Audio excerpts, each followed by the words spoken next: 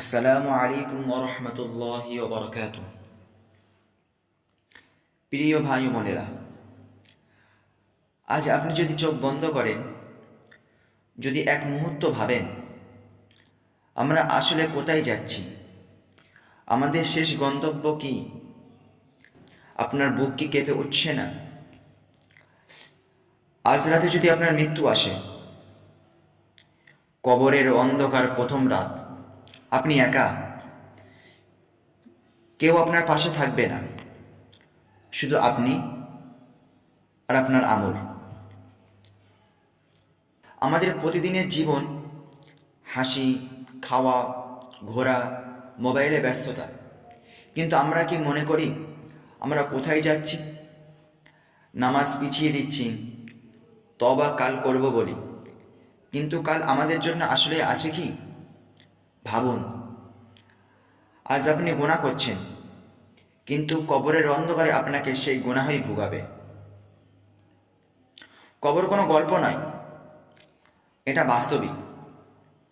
যখন মানুষ আপনাকে নামাবে, সকলেই চলে যাবে, আপনি শুধু একা। কবর হয়তো আপনার জন্য হবে জান্নাতের বাগান অথবা জাহান্নামের গর্ত। তাই একবার আপনি ভাবুন, আপনি কি প্রস্তুত? দুই ফেরেশতা আসবে, এসে আপনাকে জিজ্ঞাসা করবে, তোমার রব কে? আমরা কি করে বলবো যে আমাদের রব আল্লাহ? কারণ আল্লাহ দিনে 5 বার আমাদেরকে ডাকে, আমরা কি কখনো সাড়া দেই? তারপরে জিজ্ঞাসা করবে তোমাদের নবীকে,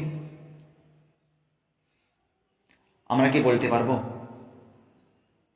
কারণ যে নবী সারাটি জীবন উম্মাতি উম্মাতি বলে কেঁদে গিয়েছে, সেই নবীর কোনো সুন্নত আমরা মানি কি?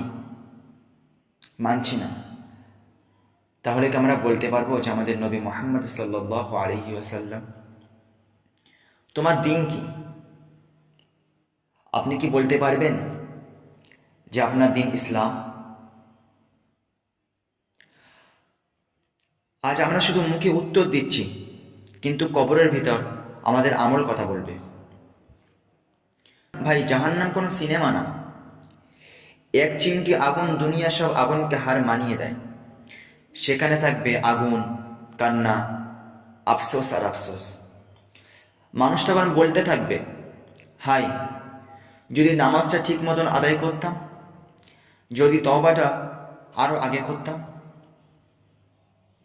ভয়ঙ্কর সত্য শুনে আপনার তেমন মন কাঁদে না, মনে হয় এটা তো আমার সাথে হবে না।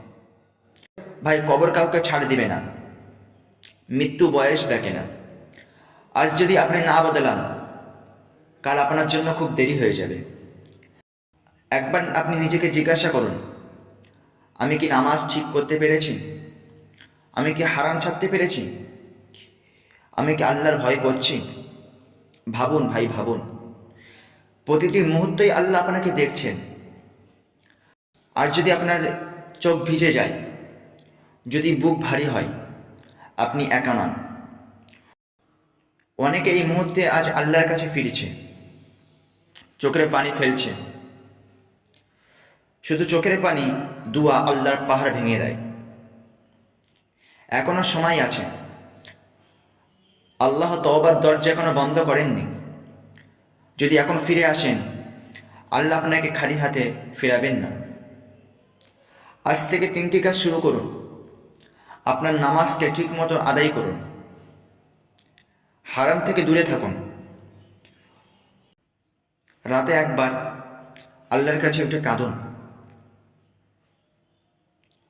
প্রিয় ভাই বোনেরা, মনে রাখবেন, ভয় থাকলেও আশা আছে। আল্লাহ কখনো আপনাদেরকে ফিরিয়ে দেবেন না, কিন্তু সময় চলে যাচ্ছে। যদি এখনই না ফিরে আসেন, কাল হয়তো আপনার জন্য আর এই সুযোগটা থাকবে না। আপনি জানেন সবচেয়ে ভয়ঙ্কর কথা কি? আমরা জানি, তবুও বদলাই না। আর যদি আপনি না বদলে যান, কবরের অন্ধকার আপনার জন্য অপেক্ষা করছে। কবরের ভয়াবহ আযাব আপনার জন্য অপেক্ষা করছে। আপনি কি পারবেন সে আযাব সহ্য করতে?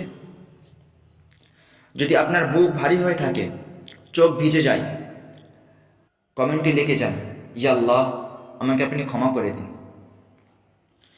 এই কথাগুলো অন্তত একজনের কাছে পৌঁছে দিন। হয়তো আল্লাহ আপনার মাধ্যমে কাউকে জাহান্নাম থেকে বাঁচাবেন। আর মনে রাখবেন, আজ যদি আপনি ফিরে আসেন, কালও আল্লাহ আপনাকে বাঁচাবেন। তাই আল্লাহর পথে ফিরে আসুন। এই দুনিয়াটা ধোঁকা ছাড়া আর কিছুই নাই। আজ আপনি মরে গেলে দুনিয়ার মানুষ সব আপনাকে কালকে ভুলে যাবে, কেউ আপনাকে মনে রাখবে না।